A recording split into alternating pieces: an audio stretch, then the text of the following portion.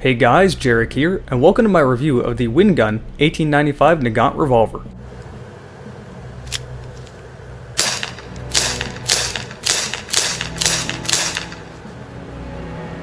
They have nearly pushed us into the Volga, but they can't kill us all, товарищи! We must attack to buy our brothers more time! Victory or death! В атаку!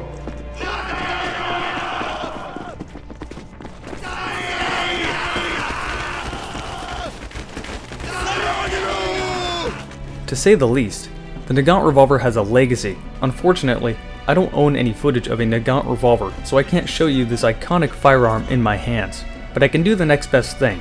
The game you are seeing now is called Red Orchestra 2. And it may not be real, but it does a damn good job really showing how brutal and gruesome World War II was.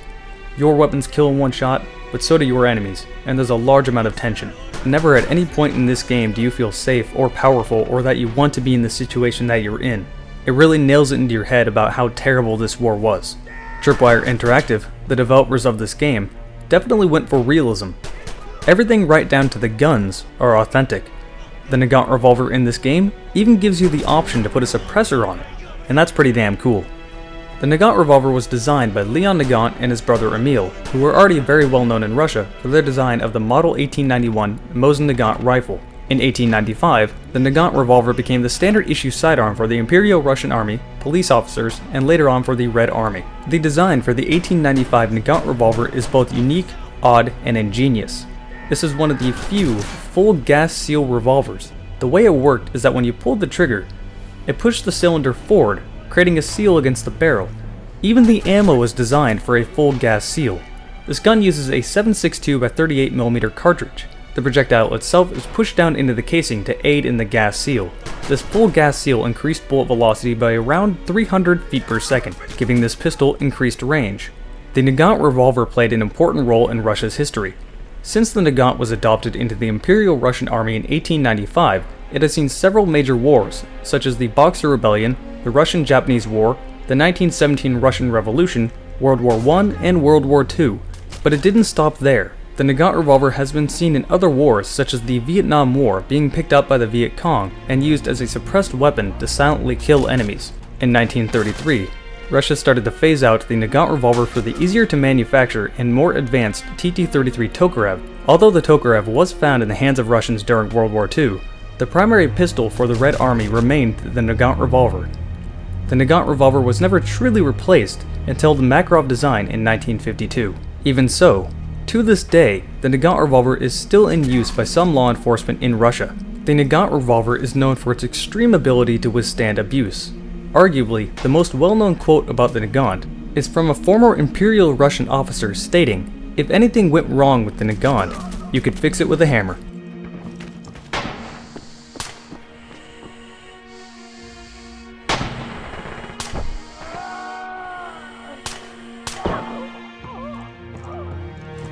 When you get your Nagant Revolver, it'll come in a standard plastic toolbox type gun case. Not the highest of quality, but definitely useful for transporting your gun around. Inside of the tool case is nothing.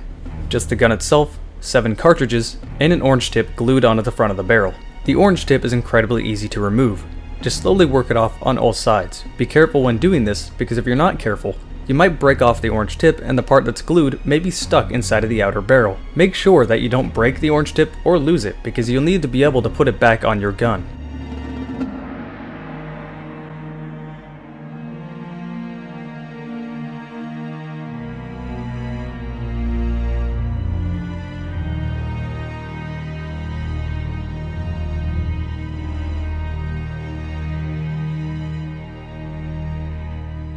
This Nagant Revolver is manufactured by a company called Gunhaven and rebranded by Wingun. This revolver is entirely made out of a high-quality, durable metal, with the exception of the grips, which seem to be made out of an ABS plastic that do a fantastic job replicating the original Bakelite grips of the Nagant Revolver. Attention to detail is spot on. Everything is identical to the original Nagant Revolver, and judging on the materials used in the build quality, this gun is extremely reliable. The only thing I'd like to see added on this gun are trademarks. Now I can't really complain here because there is such a huge variety of trademarks that you could have put on this Nagant Revolver, and some of them don't have any trades at all. However, This gun is most commonly associated with the Red Army during World War II, so having a red star would have been nice, but I can't really complain that it's not there. With that said, there is a serial number on the side of the gun. I can't confirm if this is unique or not, but it's there regardless. The only thing about this revolver that legitimately disappoints me is the lack of threading on the barrel and the lack of ability to put threading on the barrel. Now this gun is mainly well known as being the sidearm that the Red Army used during World War II, but it's also very well known as being one of the very few revolvers that you can legitimately suppress, and being the only one mass-produced. Considering how authentic the rest of this gun is, it seems a little bit strange that they forgot to put in that big detail. Other features, however, like the swiveling unloading arm, work just like they should. Push in, twist, pull out, push to the side, and you can use this unloading rod to push the casings out of the back of the gun. You don't really need to do this though, because if you open the reloading hatch, the casings can simply fall out on their own. That makes this step ultimately pointless, but I'm glad they added some attention to detail to the gun. Removing these cartridges is how you reload the gun. One BB goes into each cartridge, and then you put it back inside of the cylinder of the revolver.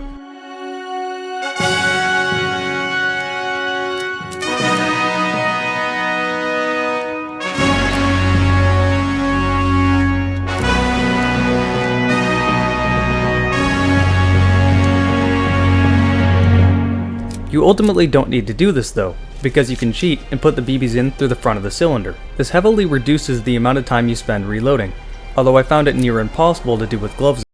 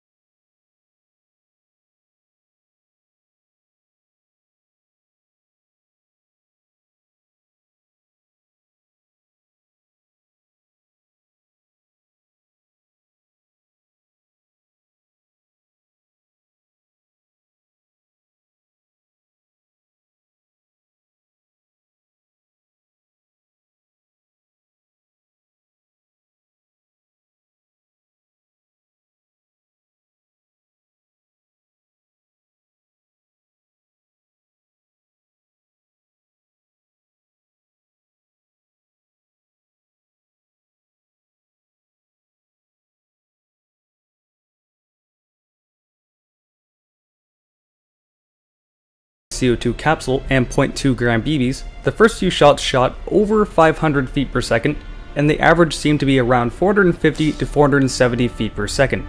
Needless to say, that's really hot. Ultimately, this feet per second means that no matter what field you play on, whether it's indoor or outdoor, you're not going to be able to use this gun. It shoots way too hot and exceeds any FPS limits at any field I know of. On the plus side, this gun is very loud.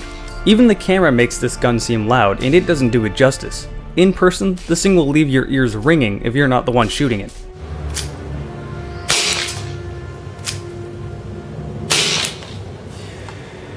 Just as a reminder, anything within this red square is going to be considered a hit. This square is still very small, and is smaller than your average human torso. Given the feet per second of this gun, we know that it has the velocity to have a lot of range. So I skipped the 50 and 100 foot accuracy tests and immediately went back to 150 feet. With all of that said, the densest BB I had was 0.28 gram, which is not heavy enough for this gun. I would highly recommend BBs along the lines of 0.40s instead of 0.28s. While using 0.28s, you're going to see the BBs kind of dart in random directions, meaning they're just simply too light for this gun. Even so, at 150 feet, with BBs that are much too light for the gun, I'm easily able to hit the target with plenty of range to spare. I'd be so bold to say that this gun could probably reach out an extra 100 feet.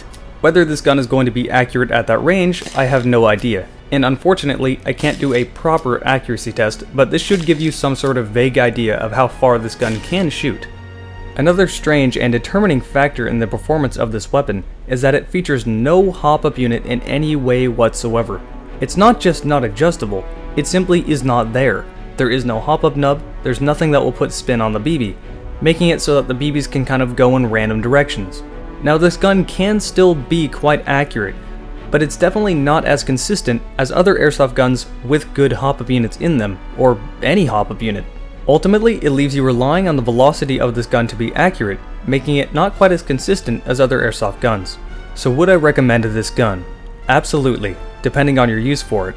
If you want to pick this up to actually skirmish with it, I'm sorry to disappoint you, it simply shoots way too hot and isn't logical to use anyway, so it's not any good on the field or at any CQB facility. But if you want a really cool novelty item, or you're an out-of-game reenactor, pick this up as soon as you can. Now the airsoft model may cost a little bit more than that of the real Nagant, but the real Nagant was massively produced, somewhere in the billions, and used a somewhat strange, kind of difficult to find, and somewhat expensive round to fire, making demand for it not very high, which means it's going to lower its price. $120 for a very unique, full metal CO2 revolver is nothing to complain about anyway, so if you want this gun, go ahead and buy it, it'll be a great addition to your arsenal. That about sums up my review of the 1895 Nagant Revolver. Hope you enjoyed it, and I'll see you guys next time.